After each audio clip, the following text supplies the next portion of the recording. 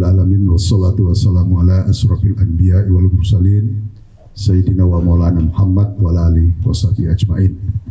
A'udzubillahi minasyaitonir rajim. Bismillahirrahmanirrahim. Syahrul Ramadan allazi unzila fihi al-Qur'an hudal lin-nasi wa bayyinatin minal huda wal furqan. Sadaqallahu. Jadi malam ini Isman bukan ceramah agama. Jadi ceramah peradaban. Jadi semua agama bisa kena, bisa mendengarkan. Yang saya hormati Saudara Kamrul Samad, anggota DPR RI, agak muda ini, baru bulan umroh, alhamdulillah mabrur, umroh Ramadan. Ya, ini singkat saja, ini sebagai pengetahuan. Malam 29 Ramadan, kalau tadi malam di Saudi sudah 29 Ramadan, kita baru 29. Tinggal satu lagi kita berpuasa besok. Insya Allah hari Rabu kita akan melaksanakan Idul Fitri. Jadi sebelum saya mengupas beberapa informasi, ya, sekaligus taruna, ya, kawan-kawan yang hadir, Pak Ucen dan sebagainya, taruna. Ya. Ini mungkin kalian hanya dapat ceramah agama, ya, baik itu Muslim, Nasrani, ya, Hindu, ya, Buddha. Di Taruna kita juga begitu dulu. Tapi ini kajian saya adalah kajian untuk semua agama. Ya, makanya kita berikan topik kajian peradaban. Ya. Peradaban itu adalah peradaban manusia. Saya tadi mensetir sedikit tentang turunnya Al-Quran. Al-Quran itu memang diturunkan di bulan Ramadan. Tapi bukan hanya Al-Quran yang diturunkan Ramadan. Semua kitab-kitab. Ya, baik itu Taurat, Injil, Zabur, dan kitab-kitab yang dianut oleh agama di luar Muslim, Nasrani dan Yahudi. Itu kitabnya turun semua di bulan Ramadan. Karena meeting point-nya itu hanya ada satu Tuhan di muka bumi. Hanya ada satu Tuhan. Kenapa berbeda-beda? Itu karena peradaban yang membedakan. Ya. Ini jangan dimaknai dengan akidah, ya, yang beragama Islam. Jangan dimaknai dengan akidah keyakinan. Jadi hanya ada satu Tuhan di alam semesta ini, alam raya ini ada. Yang membedakan adalah peradaban dan utusan-utusan. Kalau dalam Islam dikenal bahwa utusan itu, nabi itu jumlahnya 142.000 nabi. Ya. Jadi bukan 25 ya, 25 itu yang ada di Al-Quran. Tapi di hadis dan pendapat-pendapat tafsir dan sebagainya itu 124.000. Rasul itu 313, Pak Sobat. Sudah pernah dengar? Belum? Wah, belum. Jadi tidak menutup kemungkinan, ya, nabi-nabi itu tidak hanya turun kepada umat-umat baik itu Islam, Nasrani, dan Yahudi, tapi bisa saja turun kepada umat sekarang yang beragama Hindu, umat yang beragama Buddha, umat yang beragama Konghucu di Tiongkok. Dan bahkan menurut teori peradaban, dewa-dewa itu bukan Tuhan, dewa itu utusan. Agus ya. Ya, dewa itu utusan, jangan menganggap bahwa dewa itu Tuhan. Dewa itu utusan Tuhan. Ya. Utusannya Sang Hyang Widi, Sang Hyang Widi itu Tuhan. Kalau orang Yahudi, Hashem kalau Tuhannya. Kalau Muslim, Tuhan Allah Subhanahu wa Ta'ala. Nah, itu, ya. Jadi itu memberikan penamaan saja, penamaan. Oleh karena itu, di dalam Islam itu diajarkan hubungan itu bukan hanya hubungan kepada umat Islam, yaitu ukhuwah Islamiyah. Tapi ada namanya ukhuwah basariyah. Ada juga ukhuwah wataniyah. Ukhuwah itu sesama bangsa, sesama bangsa. Ukhuwah basariyah atau ukhuwah insaniyah itu sesama umat manusia. Tidak boleh kita membeda-bedakan. Karena Nabi Muhammad itu diturunkan ke bumi pada tahun 571 Masehi, Nabi Muhammad SAW itu adalah bukan hanya membawa ajaran dan menerima Al-Quran, tapi membangun peradaban. Ya. Ketika Nabi Muhammad lahir di Mekah dan di Madinah, ketika hijrah di Madinah, beliau berumur di tahun 611 Masehi, 621 Masehi. Hijrah ke Madinah. Di Madinah itu berbagai macam agama ada. Ada Nasrani, namanya Bani Najran, ada Yahudi, dan ada agama-agama lain. Agama-agama yang dianut di Persia, Majusi, dan juga agama-agama lain yang dianut di Yaman dan sebagainya. Jadi membangun peradaban. Ketika Nabi Muhammad turun dilahirkan di Hijaz pada saat itu, belum Saudi Arabia, sekarang menjadi Saudi Arabia, di kota Mekah. Waktu itu ada dua imperium besar di muka bumi ini, yaitu Imperium Persia yang umurnya 1200 tahun sudah berada di dunia ini. Kemudian Imperium Romawi yang berada di Konstantinopel waktu itu. Tapi ketika Rasulullah hijrah, sudah mendapatkan menjadi Rasul dan sudah mendapatkan kitab namanya Al-Quran, hijrah ke Madinah. Nah, itu sejarahnya. Di sana beliau membangun sebuah peradaban, pemerintahan yang mulai kecil menjadi sebuah imperium besar. Menjadi sebuah imperium besar. Bahkan imperiumnya itu yang akhirnya menaklukkan Imperium Romawi dan menaklukkan Imperium Persia. Ya. Sehingga itulah ada salah satu sahabat Nabi yang sangat tersohor, yaitu sahabat yang ke-8, namanya Sa'ad bin Abi Waqqas. Itu makamnya ada di Tiongkok. Nah, ada di Guangzhou. Kita baru pulang ziarah ke makamnya di Guangzhou. Itu diperkirakan beliau itu karena 2 kali ke Tiongkok ketika menaklukkan Persia di zaman Khalifah Umar, kira-kira 640 Masehi, gitu. Menaklukkan Persia, kemudian melanjutkan perjalanan ke Tiongkok. Waktu Persia itu pertempuran, namanya As-Sidikiyah. Tapi ketika melanjutkan ke timur, masuk ke dataran Tiongkok, karena Tiongkok itu dulu bukan yang sekarang China, bukan. Tiongkok itu, Turki itu termasuk Tiongkok dulu. Tiongkok itu adalah Mesopotamia, di zaman Mesopotamia kuno. Tiongkok itu bagian daripada Mesopotamia. Jadi Tiongkok sekarang, ya, bukan Tiongkok seperti dulu. Termasuk Kazakhstan, Azerbaijan, Turki itu wilayah Tiongkok dulu.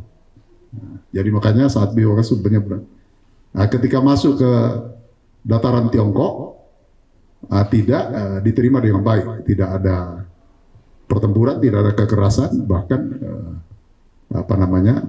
dinasti Tiongkok pada saat itu memeluk Islam, sehingga beliau kembali ke Hijaz, ke Madinah, dan kembali lagi ke Tiongkok dan meninggal di Tiongkok.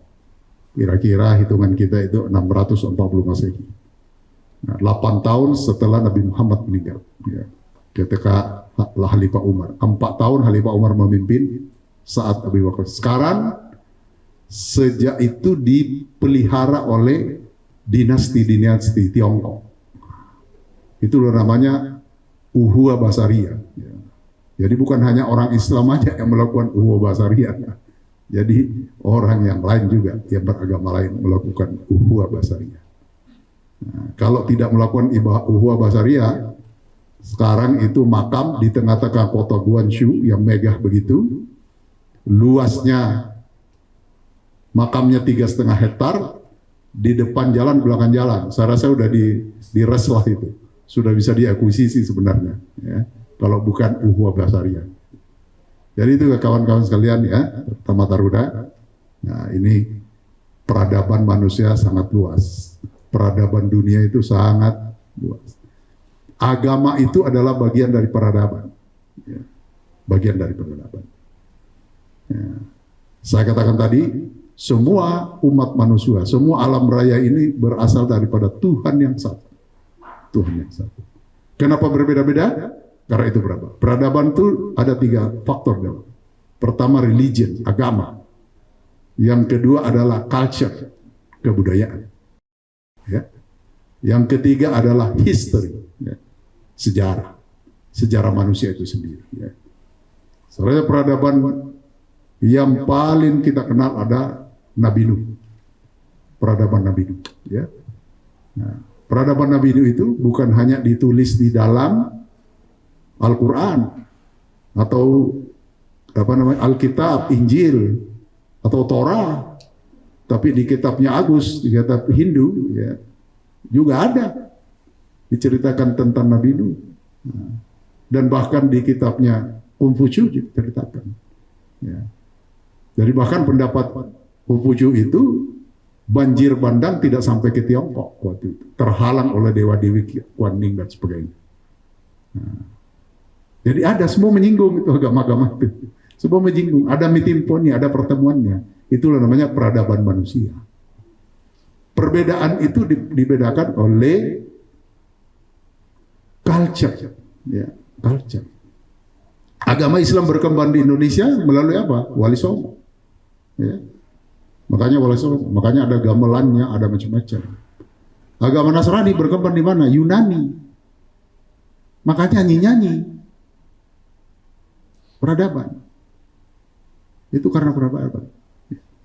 Ya kan? Kalau dulu agama Nasrani awalnya ajaran Nabi Isa, Yesus, tidak ada nyanyi.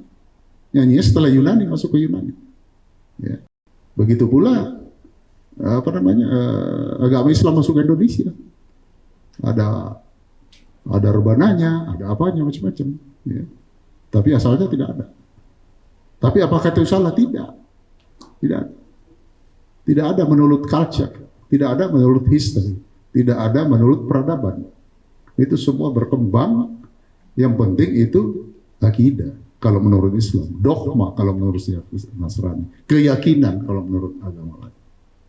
Oleh karena itu, persatuan, toleransi kalau istilah kita di Indonesia, kalau istilah internasionalnya itu, kalau istilah di Islam adalah jalan tengah wasatiyah. Nah, itu yang dianut di Kairo. Ini tempatnya Ustadz Pangeran sekolah, tempatnya Ustadz Haidar sekolah. Di Al-Azhar. Berkembang namanya aliran wasatiyah, aliran tengah, menerima semua bentuk peradaban apapun. Ya. Kalau Anda pernah ke Mesir, apapun bisa dimengerti di sana. Di sana pagoda banyak. Ya. Di sana apalagi gereja, ya. Karena di sana Nasraninya adalah Kristen Koptik, ya. Yang ada juga Kristen Ortodok dan sebagainya. Jadi itulah namanya peradaban manusia. Oleh karena itu, Anda semua khususnya kepada taruna yang akan jadi pemimpin, yang akan terjun ke masyarakat, ya, tolong pahami masyarakat itu. Karena Indonesia ini sekarang menurut Worldometer Oktober 2023 yang lalu, itu jumlah penduduk kita sudah hampir menyentuh 300 juta, sekira 279 juta sekarang. Ya. 279 juta. Ya. Agama Islamnya itu 84,3%. Berarti ada 16% yang tidak beragama Islam atau non Muslim. Nah, cukup banyak, gitu, ya. 223, ya sekitar 60 juta orang. Ya. Oleh karena itu, sebuah peradaban Indonesia perlu dijaga dengan baik. Ya. Karena kenapa? Indonesia akan menuju kepada 100 tahun Indonesia merdeka, 2045 nanti. Di 245 itu berarti 26 tahun lagi. 21 tahun ya. 21 tahun lagi. Sekarang 2024. 245 itu 21 tahun lagi. Nanti ada titik tengahnya, ada jalan yang menuju ke sana, namanya bonus demografi di 2030. Tinggal 6 tahun lagi. Anda nanti, nah, Taruna ini, begitu keluar, ya, yang tingkat 4 tinggal berapa bulan lagi, ya, 2 bulan atau 3 bulan, ya. 3 bulan lagi ya, tingkat 4, ya, tingkat 3, Anda semua yang Taruna sampai tingkat 1 ini, langsung akan berhadapan dengan tantangan besar, namanya bonus demografi. Di bonus demografi Anda tahu bahwa Indonesia akan mengalami suatu lompatan besar, ya, kalangan muda yang berumur 45 tahun ke bawah, sekarang sudah berubah menjadi 50 tahun ke bawah, itu akan menghidupi aspek-aspek kehidupan berbangsa dan negara. Semua aspek kehidupan, ya, ekonomi, pertahanan, keamanan, politik, budaya, ya, sosial kemasyarakatan, itu akan diisi oleh bonus demografi yang jumlahnya diperkirakan 82%. Anda akan mengisi itu dan akan berhadapan dengan itu. Bonus demografi itu adalah juga peradaban. Dalam sejarahnya, bonus demografi itu akan dialami oleh sebuah bangsa manapun di dunia dan sudah pernah dialami oleh bangsa-bangsa lain. Hanya satu kali, tidak akan berulang. Jadi kalau gagal 2030 tidak akan berubah menjadi 2040, tidak ada pemunduran. Ya gagal, berarti Indonesia emas juga terganggu. Ya. Karena itu Persib Mandiri banyak baca literasi, banyak menimbal pengetahuan. Begitu Anda lulus, ya, banyak baca buku, banyak belajar, kuliah lagi. Ya. Jangan hanya mau jadi pejabat yang enak, tapi kejar ilmu dengan cara pendidikan dan experience. Nah, karena kenapa? Tantangan 6 tahun ke depan itu sangat berat bagi Indonesia. Kalau itu gagal, ya Gus ya, gagal, Anda nanti akan memimpin Polri. Gagal, 2045 agak susah tercapai. Artinya tercapai sampai 2045, tapi keberhasilan niat kita untuk Indonesia emas itu agak sulit. Banyak contoh negara-negara di dunia mengalami itu tentang kegagalan bonus demografi. Negara-negara yang lalu atau imperium lalu. Di Tiongkok juga banyak pernah gagal, ya. Di Indonesia pernah gagal imperium kita, ya. Sriwijaya Majapahit, ya. Pernah. Nah, bahkan dulu waktu Sriwijaya dan Majapahit menguasai Nusantara, ya, menjadi kecil Indonesia. Ya. Di Tiongkok juga yang saya cerita tadi, peradabannya sebenarnya perbatasan Turki. Yang Kazakhstan, Tajikistan itu bagian dari Tiongkok. Bahkan itu di dalam pendapat ulama-ulama yang mencari ilmu, dianjurkan untuk mencari ilmu ke Tiongkok, bukan ke Beijing, bukan. Tiongkok itu wilayahnya sampai dengan Uzbekistan. Jadi Bukhara itu bagian dari Tiongkok. Itu sebuah peradaban. Jadi bukan membesar Tiongkok itu mengecil. Perubahan peradaban. Ya. Sekarang yang gagal adalah Sri Lanka. Negara kecil di bawah India, itu gagal. Mencapai bonus demografi, gagal menjadi negara hampir bangkrut. Ya. Banyak. Venezuela, kaya.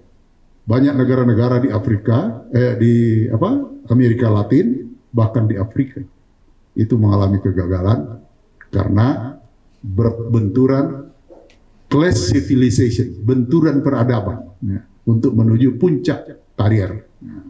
Dan itu juga karier-karier individu. Nanti akan juga menghadapi goncangan-goncangan itu. Ya. Jadi saya rasa itu kajian isian dari saya. Mudah-mudahan kita berdoa di malam 29 Ramadan ini Indonesia, ya, tetap utuh, tetap damai, ya, tetap terjaga, ya, toleransinya harus dijaga, ya, supaya bisa mencapai tadi Indonesia emas dan bonus demografi. Demikian pula peradaban dunia. Karena apa yang terjadi di dunia itu akan mempengaruhi Indonesia. Ya. Perang di Ukraina itu mahalnya gandum, setengah mati, susah impor gandum untuk bikin roti dan sebagainya. Roti gandum agak langka sekarang, banyaknya roti terigu. Ya, karena itu. Ini Israel sekarang sama Iran udah saling mengancam. Dua-duanya punya nuklir. Ya, kalau pemimpinnya pada saraf, wah ini bisa terjadi apa-apa. Ya. Di Laut Merah sekarang sudah takut pesawat lewat di atas Laut Merah. Karena kenapa? Drone-nya Yaman itu diluncurkan ribuan per hari ke Israel. Jadi sekarang pesawat itu melintas. Jadi ini semua akan terganggu. Jadi apa yang terjadi di belahan dunia lain akan terganggu ke Indonesia. Nah, apa yang terjadi di Indonesia akan terganggu di dunia lain. Perangnya jauh, ya. Di Gaza, ya, sana. Saya ini baru pulang dari Yordan, baru pulang dari Mesir, yang bersebelahan dengan peperangan. Ya. Itu terganggu. Kenapa? Orang Indonesia terganggu batinnya. Ya. Demo tiap hari. Karena kenapa? Orang Indonesia dukung Palestina. Jadi itu terjadi resonansi di muka bumi ini. Apalagi dunia sekarang sudah namanya borderless. Ngerti borderless ya? Tidak ada batas. Anda sekarang buka HP bisa dengar berita dari mana-mana. Bisa orang bercerita di London bisa sekarang. Kita malam ini kita sekarang begitu live tahu TV ditonton di Arab Saudi. Nah, itu namanya borderless. Itu ya. Saudara-saudara sekalian, terima kasih. Malam ini bagi umat Islam adalah malam 29 ya, di Indonesia. Usahakan kita berdoa untuk keutuhan bangsa, kesejahteraan masyarakat Indonesia. Mari kita itikaf, qiyamul lail, boleh ke masjid, boleh di rumah masing-masing, bebas. Jadi mudah-mudahan doa-doa kita di bulan Ramadan ini, tinggal 1 malam ini, besok kita puasa terakhir, dapat dijawab oleh Allah Subhanahu wa Ta'ala.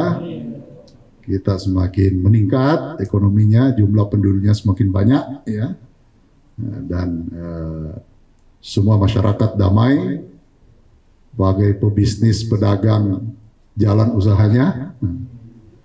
Jangan sampai kita para ekonom, para pebisnis nggak jalan usahanya, kita nggak bisa makan, nggak bisa melaut dan sebagainya. Taruna juga belajar yang tekun, Anda nanti akan menjadi pemimpin-pemimpin tersebar di seluruh Indonesia, sekecil apapun dan dimanapun Anda ditempatkan. Sekian, terima kasih. Assalamualaikum warahmatullahi wabarakatuh.